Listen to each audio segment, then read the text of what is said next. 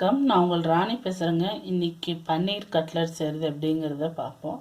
அதுக்கு என்னென்ன தேவைங்கிறத சொல்கிறேன். 250 கிராம் பன்னீர் எடுத்து துருவி வச்சுருக்கேன். 2 கேரட் எடுத்து துருவி வச்சுருக்கேன். புதினா கொத்தமல்லி, புதினா கருவேப்பிலை, கொத்தமல்லி, தக்காளி 1, ஒரு வெங்காயம், அப்புறம் மிளகாத்தூள், மல்லித்தூள், என்னென்ன பவுடர் வேணுமோ போட்டுக்கலாம். நம்ம இப்போ எப்படி மிக்ஸ் பண்ணுறதுங்கிறத சொல்கிறேன்.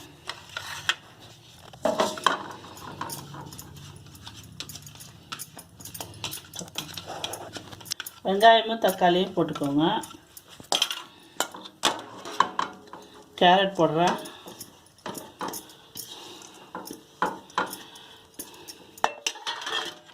இப்போ இது கொத்தமல்லி ஃபுல்லாக, இந்த பக்கம் புதினாவும் கருவேப்பிலையும் கொஞ்சம் பொடியாக நறுக்கி வச்சுருக்கேன். நீளமாக இருக்கும் இல்லைங்களா, பிள்ளைங்க சாப்பிட மாட்டாங்கன்ட்டு.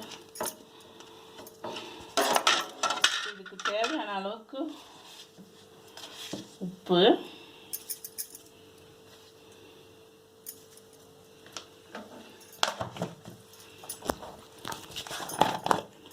மிளகாத்தூள் போடுறேன்.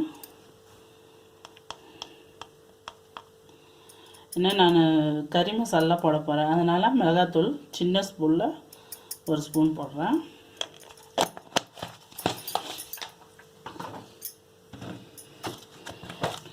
கறி மசாலா ஒரு ஸ்பூன் அளவுக்கு போடுங்க.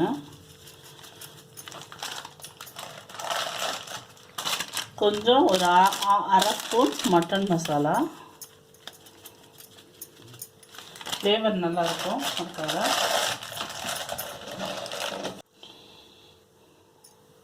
ஒரு அரை ஸ்பூன் சோம்பு பொடி போடுறேன். சோம்பு ஃப்ளேவர் பிடிக்கிறவங்க இருந்தால் சேர்த்துக்கோங்க, இல்லைன்னா வேண்டாம். இப்போ இதை நம்ம மிக்ஸ் பண்ணுவோம். நல்லா சேர்ந்துருச்சுன்னா நீங்கள் ஒன்றும் பண்ண வேண்டாம். சேரலைன்னா என்ன பண்ணுங்கள், ஒரு முட்டை போட்டுக்கணும். நல்லா ஒன்று சேர்ந்து வரணும் இந்த கேரட்டு இதெல்லாம்.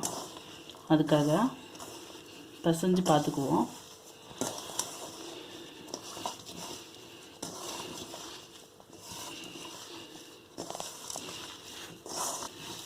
பாருங்கள், இதுவே நமக்கு நல்ல அந்த சப்பாத்தி மாவு பதத்துக்கு மாதிரி நல்லா வந்துருச்சு. ஸோ இதுக்கு முட்டை தேவையில்லை. கொஞ்சம் ட்ரையாக இருக்கிற மாதிரி இருந்தால் ஒரு பிடிமானதுக்காக ஒரு முட்டை போட்டுக்கலாம். நம்ம உங்களுக்கு தேவைன்னா ஒரு உருளைக்கிழங்கு வேக வச்சு கூட மசிச்சு போட்டுக்கோங்க.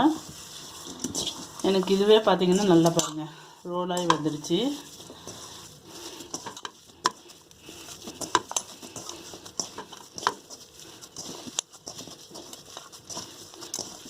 போதுங்க. இப்போ இதை வந்து சின்ன சின்ன பால்ஸாக நம்ம உருட்டிக்குவோம் கட்லட் பண்ணுறதுக்கு.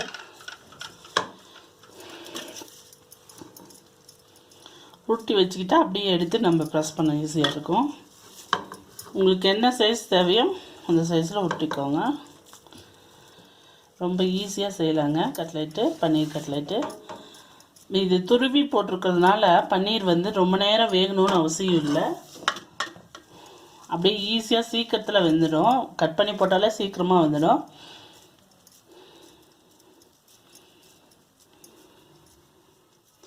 நான் வந்து இன்றைக்கி அப்படியே இது பண்ண போகிறேன். உங்களுக்கு மேலே பெண்டிங் வேணும்னா நான் சொன்ன மாதிரி இப்போ கூட ஒரு முட்டையை ஒரு கிணத்துல உடச்சி ஊற்றி அதில் வந்து இதை நீங்கள் இது பண்ணிவிட்டு ப்ரெட் க்ரம்ஸோ ஏதாவது வச்சு அதில் இது பண்ணி நீங்கள் போட்டிங்கன்னா இன்னும் நல்லாயிருக்கும். எல்லாத்தையும் நான் பால்ஸ் மாதிரி உருட்டி வச்சுட்டேன். தோசை தவா வச்சு நல்லா காஞ்சிடுச்சு தோசை தவா. இப்போ என்ன பண்ணுங்கள், அடுப்பு சிம் பண்ணிக்கோங்க. ஏன்னா சிம்மில் வச்சு தான் இது நல்லா பன்னீர் கருகிடும். கல் காஞ்சதும் நல்லா அடுப்பு சிம் பண்ணி வச்சுடுங்க. இப்போ இந்த பால்ஸ் இருக்கு இல்லையா, இதை கையில் ஈரம் பண்ணிவிட்டு அப்படியே ஓரமாக வச்சு நீங்கள் ப்ரெஸ் பண்ணாலே போதும். இல்லைன்னா 2 கையில் கூட நீங்கள் பண்ணலாம். கை ஈரம் பண்ணிக்கோங்க, நல்லா கழுவிட்டு. அவ்வளோதான். இது அப்படியே ஏன்னா புதுசாக பண்ணுறவங்க கல்லையே ப்ரெஸ் பண்ண சொன்னால் கையிலேயே சுட்டுக்காதீங்க, அப்புறம் நான் தான் சொன்னேன்னு சொல்லாதீங்க. அதனால் நீங்கள் கையிலேயே ப்ரெஸ் பண்ணி போடுங்க, பொறுமையாக செய்யுங்க, அவசரப்படாதீங்க.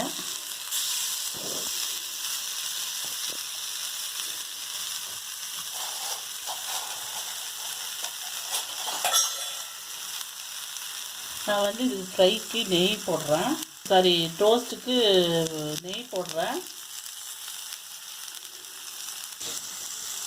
நல்லா டேஸ்ட்டாக இருக்குங்க. நான் சிம் பண்ணி வச்சுட்டு அடுப்பேன்.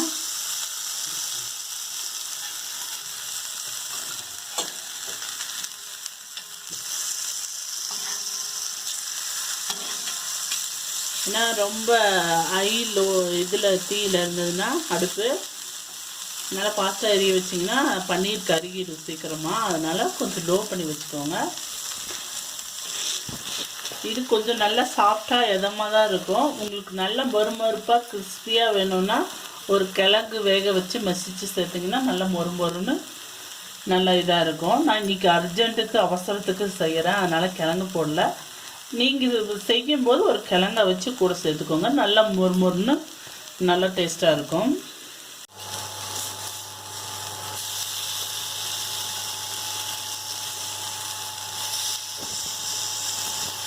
பார்த்து கொஞ்சம் இதாக திருப்புங்க. திருப்பி போடும்போது அடி பிடிச்சிக்குவோம் இல்லைன்னா.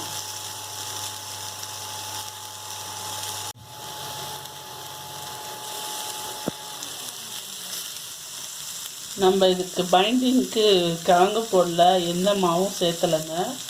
அதனால் அந்த பன்னீர் வேக வேக உங்களுக்கு சாஃப்டாக ஆகும். கொஞ்சம் திருப்பும்போது பார்த்து கேர்ஃபுல்லாக திருப்பிக்கோங்க. நான் எல்லாம் போட்டு எடுத்துகிட்டு உங்களுக்கு மறுபடி காட்டுறேங்க. கட்லெட் நம்ம எல்லாம் செஞ்சாச்சு. நான் வந்து இந்த சைடு முட்டை போடாமல் செஞ்சுருக்கேன். இது கொஞ்சம் திருப்பும்போது கஷ்டமாக இருக்குது. பிகினர்ஸ் எல்லாம் வந்து ஸ்டார்டிங்கில் இருக்கிறவங்களுக்கெல்லாம் வந்து இது மாதிரி செஞ்சிங்கன்னா உங்களுக்கு திருப்ப முடியாது. முட்டை ஒரு கிண்ணத்தில் ஒரு முட்டையை உடச்சி அடிச்சுக்கோங்க.